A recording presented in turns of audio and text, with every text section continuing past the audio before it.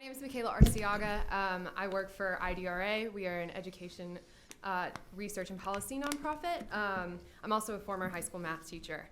I hesitate to say we're here in opposition to the bill. We're just in opposition to the bill as it exists right now. We have a few concerns about some of the language that is used.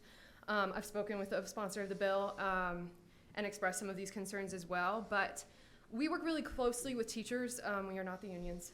But to create classroom-centered solutions to policy, one of the main concerns that we have is that this bill is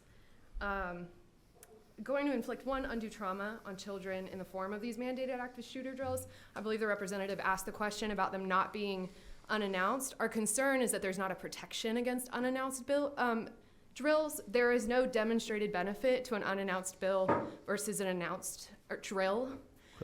Especially for younger children, it's been shown to cause significant psychological and emotional damage. The other concern we have is about the gang identification and deterrence. All due respect to the agencies that are here represented, those are purely law enforcement agencies. When we're talking about dealing with gang-involved youth in schools, it's a very unique responsibility for the schools. Okay. We're concerned that the focus of law enforcement is on identification, detainment, and